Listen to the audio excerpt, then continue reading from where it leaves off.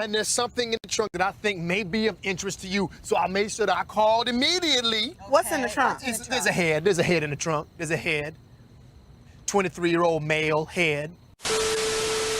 Okay, so Zack Snyder recently came out again and said the Robin in BVS is Dick Grayson. The dead Robin in Batman vs. Superman is Dick Grayson. Now, there's many non-DC fans out there that don't see a problem with this because a lot of them don't have a lot of foresight, but there's a lot of problems with having Dick Grayson being the dead Robin.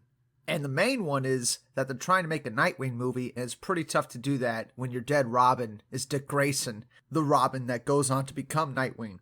Nightwing is one of the most popular Bat family members. Tons of Nightwing fans out there, and there's a really good reason why they didn't put that in BVS, why they didn't specifically name which Robin it was in BVS. And that's because they were trying to make a Nightwing movie. There's a lot of Nightwing fans out there, and that would just upset people beyond belief. And people already didn't like Batman vs. Superman. Can you imagine if Dick Grayson was the dead Robin? They would have hated it even more. They already had problems with Jimmy Olsen dying. But here's the thing. I know Zack Snyder has an idea of what the comics are. I know that because he puts exact panels on the screen. So why would he want to be completely inaccurate when it comes to the comics, when it comes to Robin, right? Why would he want to just get rid of all that? You know, over 20 years of storytelling just gone by killing Dick Grayson off screen. You know, we never see Robin die in BVS, so it's all off screen. Why would Zack Snyder want to do that?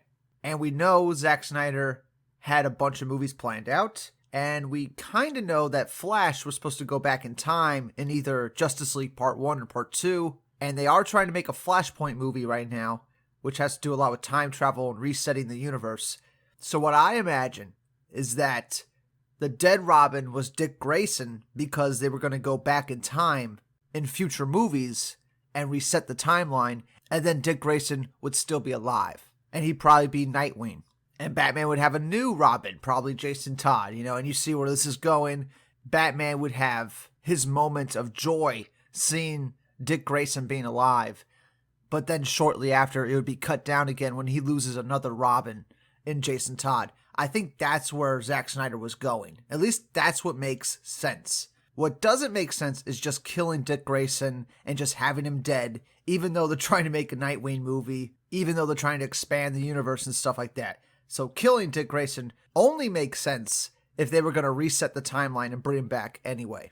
Because if you notice in BVS, Batman doesn't really have a Bat family. It's just Alfred. So by resetting the timeline, I imagine like his whole Bat family would, you know, just appear and stuff because it would be a different timeline, a different route history went, right? But then again, that's all wishful thinking. I mean, we know there's going to be time travel elements in Justice League Part 2 and the Flash movie. So the possibility to reset the timeline and bring back a Dick Grayson Robin was there the whole time. But yeah, if they didn't do that, if they, you know, don't bring back Dick Grayson, then it's just the most bonehead move on the planet to have your dead Robin be Dick Grayson, because you're just losing years and decades of stories about Dick Grayson.